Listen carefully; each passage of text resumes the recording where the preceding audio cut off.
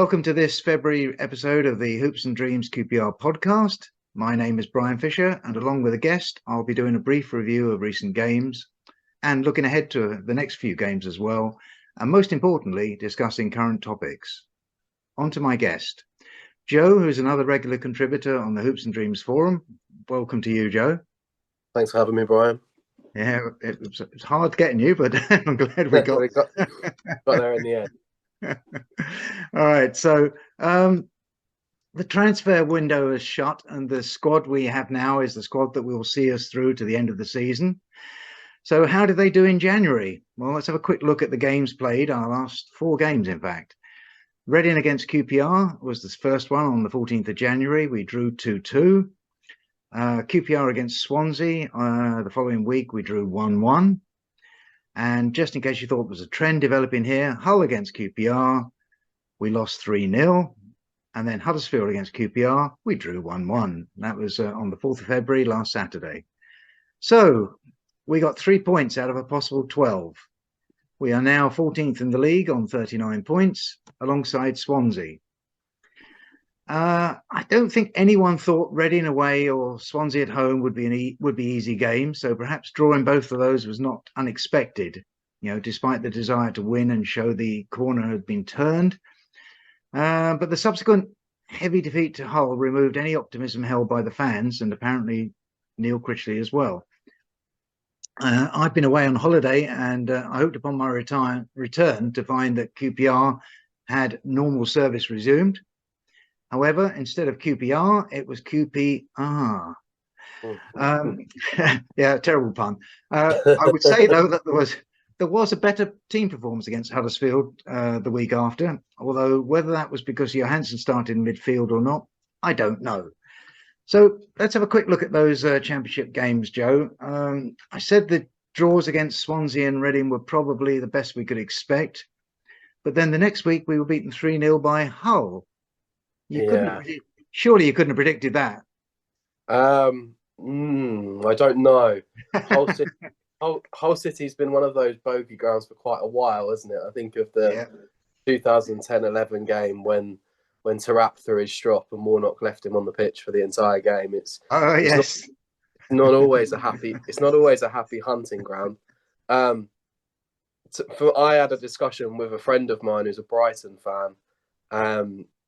And we both agreed that Aaron Connolly would score in this game because so far he's done nothing in a whole shirt. So it was one of those inevitable outcomes in the end, and he was absolutely fuming that Connolly had got off the score sheet. He's one of those players that he doesn't like at Brighton and would quite happily see out the door tomorrow.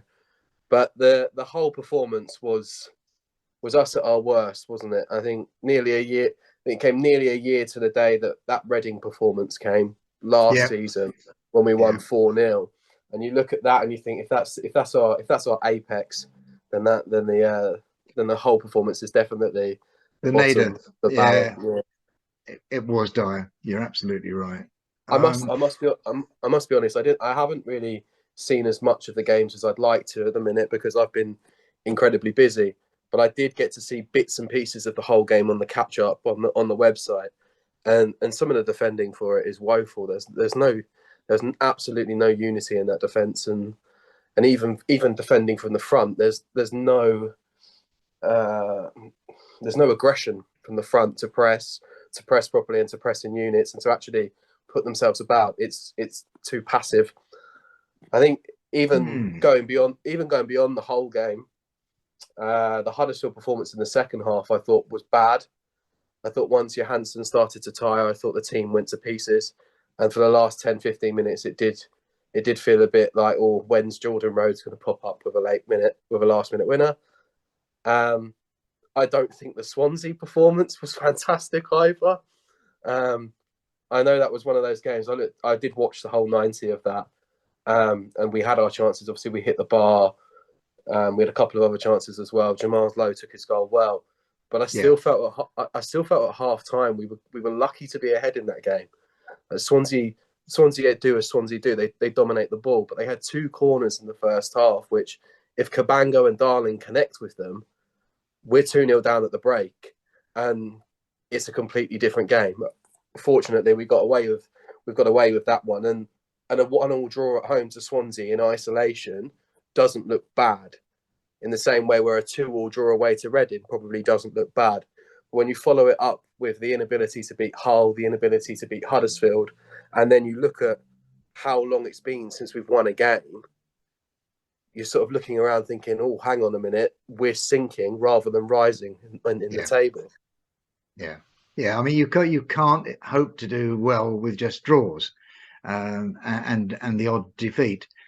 Although the big thing about that, it was a big defeat. We can't get away from it. 3-0. It was a thumping. Particularly to a Hull side that's relatively new in its life. Like Rossini hasn't been there particularly long. Now I know they have got a couple of players in that whole team who should be playing Champions League football in Seri and Tufan, and that probably creates an imbalance that way. But nevertheless, they're 2 players out of 11.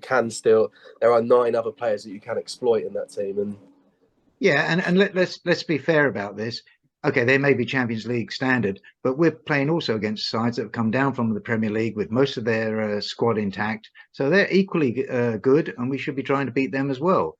But it just shows, I think, the level that we're at the moment. We are struggling. Yeah. And what Hull set out to do was use maximum energy, disrupt our play, and they succeeded. I think they did very, very well in disrupting our any movement that we tried to make. And any attempt we made to move the ball quickly, such as when the ball was dead, they would stand in front to prevent you from playing the ball. And the ref just let them get away with it. It was just probably one of the worst refs I've seen. But there we go.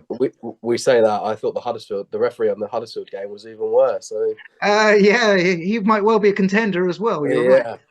I think it just shows you how bad the refs are. And frankly, I really do fear for League One and League Two if that's the level we've got.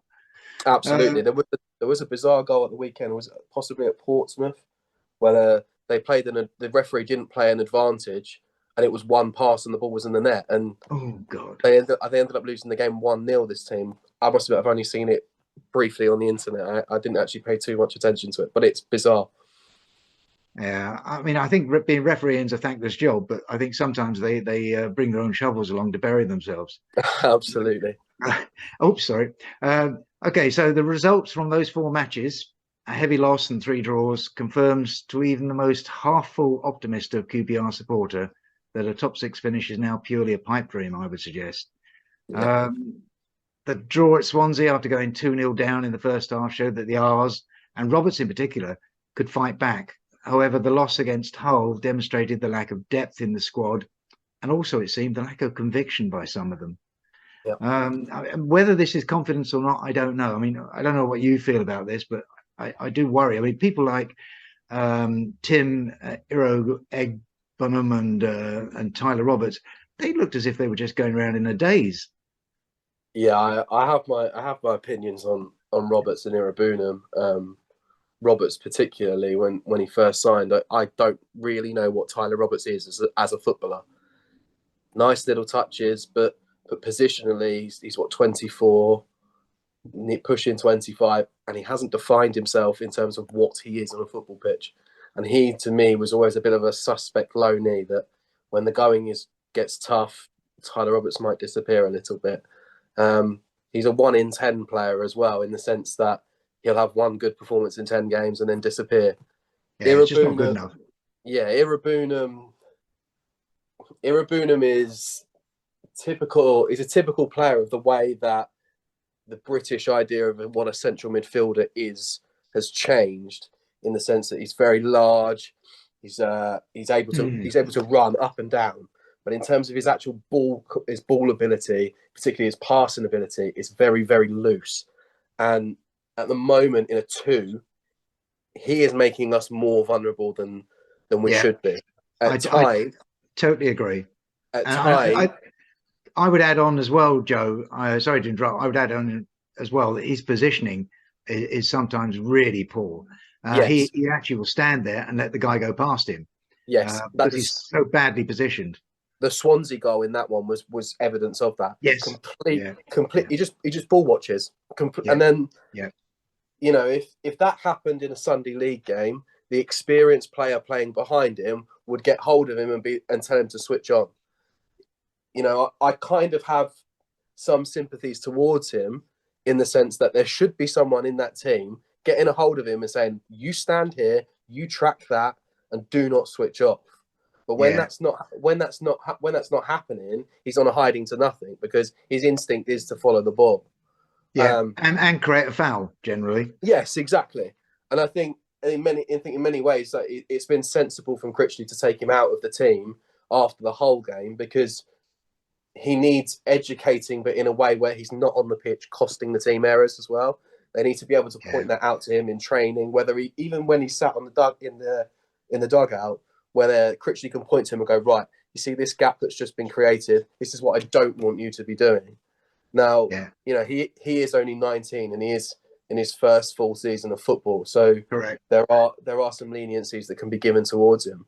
But obviously at this time in our season where we're on the decline, our fans' sympathies towards him are gonna shrink because we need results. Yeah, I absolutely agree with that. And I think that had they perhaps put Amos in there instead or somebody else, if Johansson wasn't available, that would have made a lot of sense. See, Amos for me, if they want to press in a three, Amos is ideal because he can chase around, he can harry. But I looked just before we started this. I looked at the way Neil Critchley lined up with Blackpool last year, almost exclusively a 4-4-2. So the idea of a three in the middle does seem a little bit alien to him. And I look at our balance across the pitch. We don't have the players to play that system because we've got no natural width. Yeah, and he definitely against Huddersfield we played a 4-3-3, and Hull it did seem to be a 4-4-2, but it didn't seem to work, and that's because I think although he put the extra person in midfield, I think Hull were just out for us right from the go. They were chasing the ball, doing what we do normally, Absolutely disrupting play. There we go. I mean, at least the Huddersfield game showed that the team could be tenacious in their defending and still attack. So it's not all doom and gloom. No, it's not. It's not. And, you know, you look at the table, if someone said to you, we're 14th, we're on the same level of points as Swansea, one ahead of Coventry, we probably would have taken that at this point at the start of the season. But it's like you say, it's the nature of the start and the fall, which seems to be the same thing that happened last season, where your hopes are raised and then all of a sudden they plummet. Yeah, I couldn't agree more. No, I think that's what's going to worry people is not so much the fact that the results have not gone for us. It's the fact that there is nothing that you can see that's going to give you a happy future. That's exactly what we're talking about, isn't it? So, and it's the worst way to run a season. If anything, you want to do a Middlesbrough and a West Brom where you struggle to begin with, you sack your manager, and then you get the bounce. Yes, yeah. I mean, the one thing I keep going on about on the forum as much as anything else is saying that, you know, it's not rocket science. The way that this works is very, very simple. You score more goals than they do, you win. We for a long time have not been scoring well or scoring at all. And you know, Lyndon Dykes, you know, God bless him, he was struggling. Now I think we realise why he was struggling, perhaps. Yeah, absolutely. Jamal Lowe's come in. He has scored, and we are seeing some promise there. Roberts has started to score. Maybe things are going to improve, but I'm not convinced yet that that's the case. But let's have a look now at the predictions for the next three games then. QPR against Millwall on Saturday. What do you reckon, Joe? Win, draw or loss? We're at home, aren't we? Yeah, we are. And it's not a good time to be hosting them. No, it's not. I really like this. I really like this Millwall team. I've liked them for quite a while. I think they've got some fantastic players, and the business they did to get Callum Styles at the start of the season, I think it was fantastic. And Zian Fleming as well has shown glimpses here and there, and he's the type of 10 that succeeds in this division. Very good on both feet, likes to strike the ball from distance. I will optimistically say we'll get a draw in this game. I don't think it's beyond belief that we can win it. It's one of them. If the game gets a bit niggly, I don't think there'll be a mass amount of goals. I think if there is going to be a winner, it's going to be one goal either way. But going back to the Swansea game, the way we marked set pieces in that game, I worry about that with Millwall. Jake Cooper coming in at the back post. I think there's a bit of trouble. So I'm going to edge for a 1-1 draw in that game. Oh, that's interesting. Yeah, because with our low level of confidence that we've shown recently, I am going for yet another draw as well. So, okay. I guess grasping at straws here when you go for a draw. But yeah, I do feel this is winnable. If the right QPR team turned up, we could beat them. Exactly. Who's going to put money on that? I mean, whoever bets on QPR has got to be pretty brave. Right. Next one after that is a midweek one. It's QPR against Sunderland on the Tuesday. Like Millwall, Sunderland have recently had a decent run of results, unlike our propensity for draws. And they sit mid-table. Joe, win, draw, or loss? I think I'll edge for a draw in this one again. Although, again, this is another game that I look at and think, actually, this game is winnable. And the big factor in that is Ross Stewart's injury for Sunderland. Ah, I didn't know. Okay. Stewart's Achilles injury has ruled him out for the season.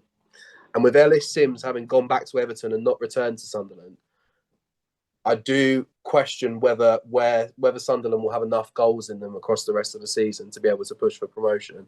And I think one of these games will be a bellwether for them. I do worry about players like Jack Clark, Amad Diallo, because it's pacing behind. And if there's one thing we've been vulnerable to for a number of seasons, it's runners going in behind. I mean, yeah. Stotey points it out himself quite religiously on the forum. Rob Dickey is very suspect to that. And I think we've all realised that now that Dickey's big flaw is a ball in behind. But again, I think there's enough. We have enough in this game to win it. I will edge for a draw again because, we haven't won home game. We haven't won since October. Is that correct? I mean, yeah, I think it is October. It's certainly a long, long time.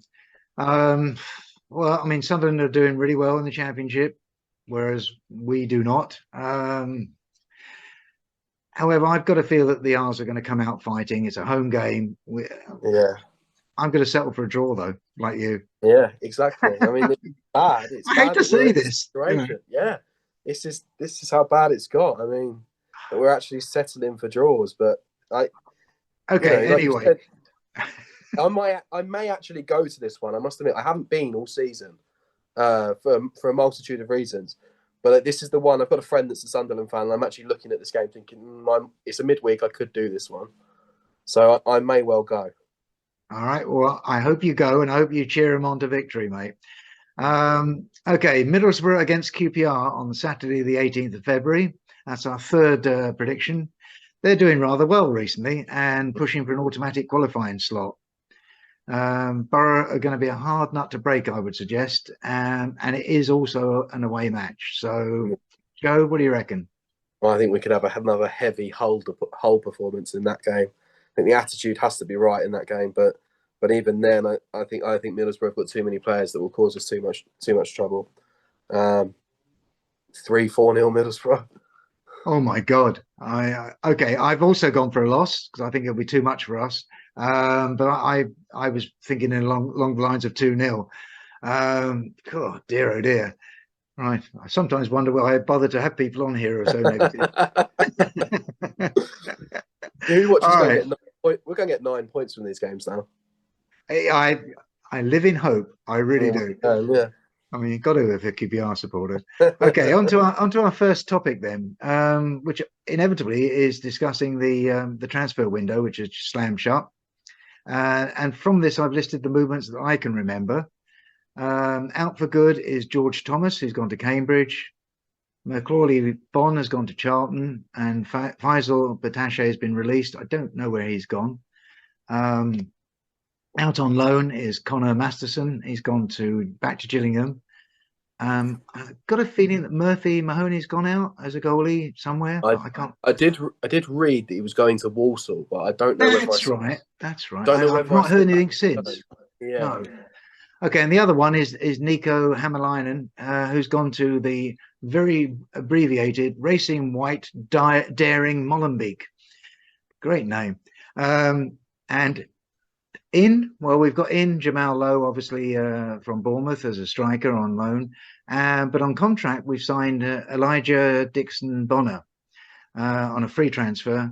He's ex-Liverpool, ex-under-17s England player, central midfielder, 22 years old. I got a feeling he was doing trials with us before, so no great surprise. We obviously liked what we saw, and I think he's obviously one for the future. So, do you feel that Neil Critchley got what was on his shopping list, and was it enough, Joe? I don't think he got what was on his shopping list, but I do think he would have been realistic coming into the club and would have been told in advance that you can have a shopping list, but we aren't going to buy anything. You can just win. You can just spend the window shopping instead. Jamal Lowe is a positive, absolutely. It's a positive, and it adds a bit of pace, it adds a bit of dynamism to the team, and it gives us a bit of authority as well going forward. Obviously, beyond that, we are short in a number of areas, and the dreaded left-back injury looked like it had happened last week with Kenneth Powell. But fortunately, he seems okay now. We are definitely short in a number of areas. It's amazing that this club can have as many central midfielders as it does have and still look short in centre midfield, which says something about the calibre of player that they're bringing in. Yeah. Elijah Dixon Bonner is an interesting one. At 22 years old, he's not played a professional league game yet, which is incredible. Like, if it's not going to happen in the next year for him, you wonder whether it's going to happen at all. Critchley and Beale have obviously worked with him before, but you look at that and you wonder, is that old friends giving a man a last chance, which you don't really like. I'm not against necessarily, because if there's a player there they can coax it out of him, then brilliant going forward. It's a cheap deal, but I wonder whether that will happen. It reminds me of Warburton brought a guy in called Reece Cole from Brentford into the B team a couple of years ago. We never saw him either. So yeah, I take the Dixon Bonner deal with a pinch of salt. The outgoings, George Thomas, well, he tries. That seems to be what everyone says. It's amazing that I think he's gone to Cambridge, and I still think Cambridge are above him in ability wise. But maybe that's a bit unfair. Give him a chance on George Thomas. So there is pace there in him, and he's got a lot of energy. But it's finding the right team, it's finding the right environment for him, and even at his age, you wonder, where is that environment? Possibly a low league Scottish Premier League team. I don't know, but I think getting him off the books is a positive, because it does free up some space. I don't think it frees up an enormous amount of wages for Beale to go and do a deal. Same thing with Macaulay Bonne, but it is at least 2 gone. But then we look at how short the team is this season, and given what's happened to Lyndon Dykes, I don't think there's a QPR fan out there that believes Macaulay Bonne is the answer, but allowing him to leave does now seem short-sighted. Yeah, without a replacement there. But I look at January and think, we've been quiet in January windows for a couple now. Last season we could have got a striker, and we hesitated and went for loans. This season they've obviously decided no business is necessary. You hope that doesn't come back to bite us, but there is enough quality within the squad to see us through. You just wonder, without the sort of injection of 1 or 2 that come in and just freshen the place up, which is what it might need, you wonder where the club's going and what the plans are going forward for the summer. But I would rather they did nothing than go and splash stuff hastily in a panic.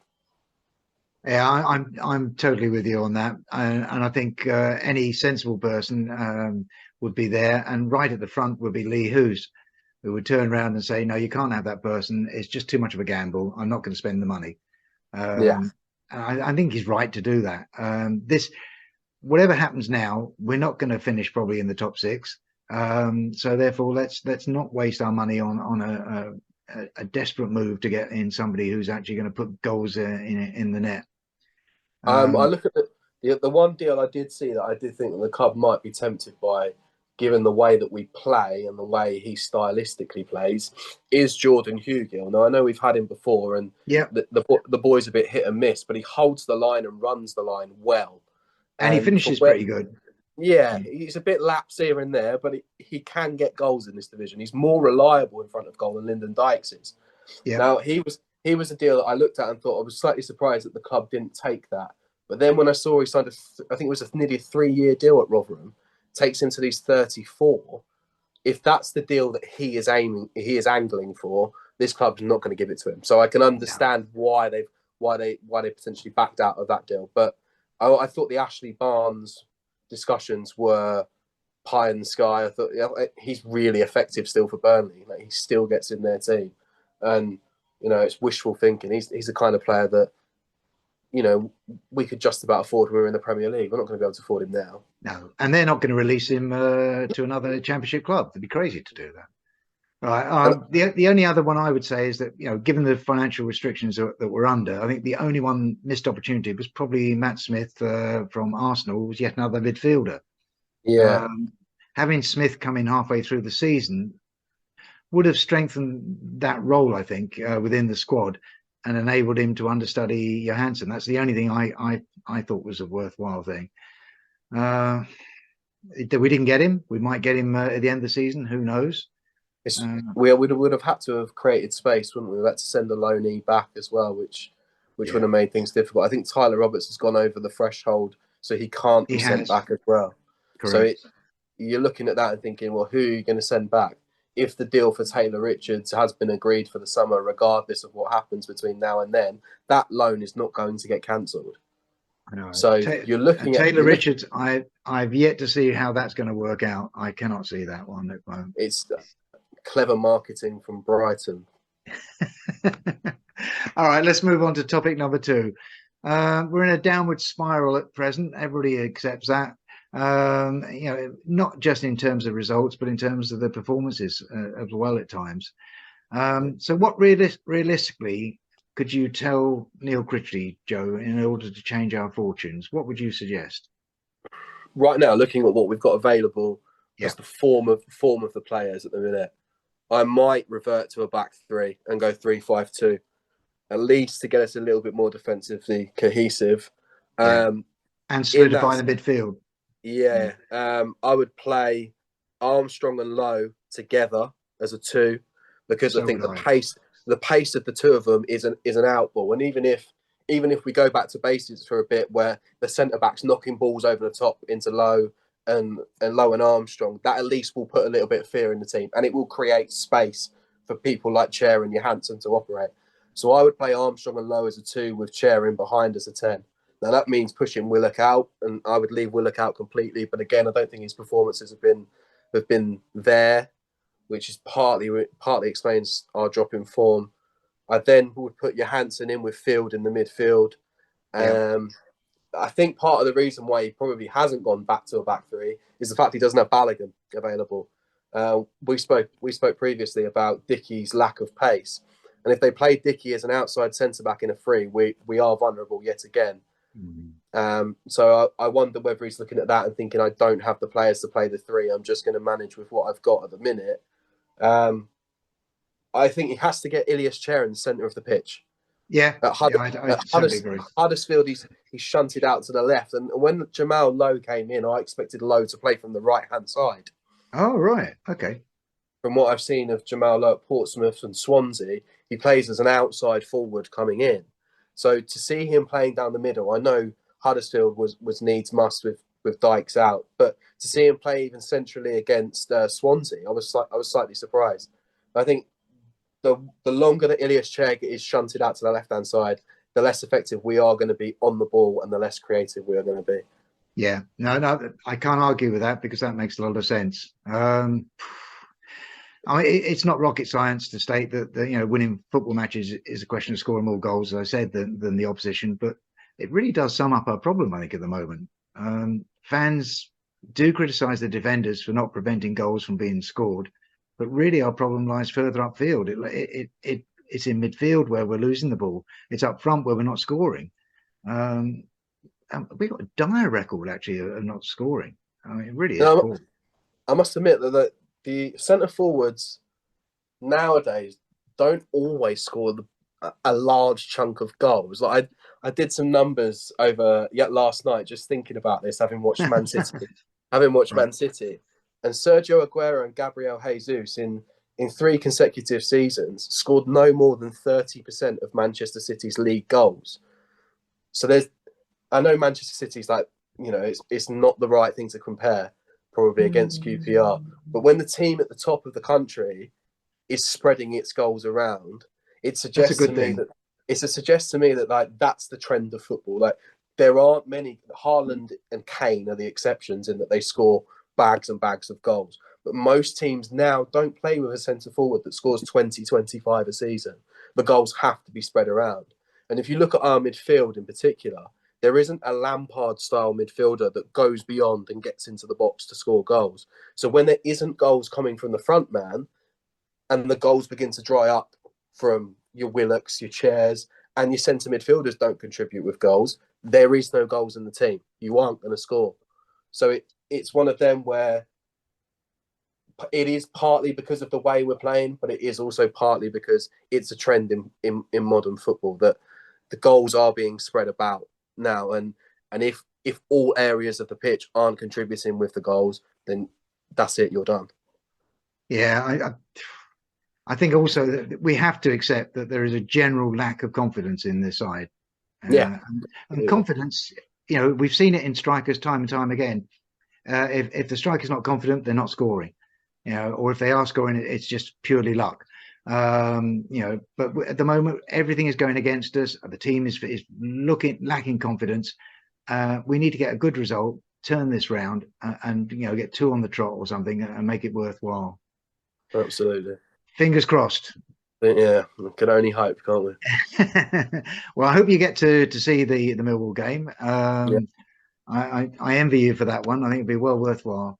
All right, well, thanks very much. We've commented so far a lot on this on the QPR news in this episode, and our time is up. So the time is telling me. So all that remains is for me to thank my guest Joe for joining me. Really grateful. Thank you very much. Thanks for having me, Brian. My editor Dave, as usual, and of course you for watching. Do click on subscribe if you're watching this on our YouTube channel, and do add a comment or 2 below. We'd love to hear from you. I am Brian Fisher, and this was a Hoops and Dreams QPR podcast. Come on, you R's. We know who we are. You know who we are. We are QPR.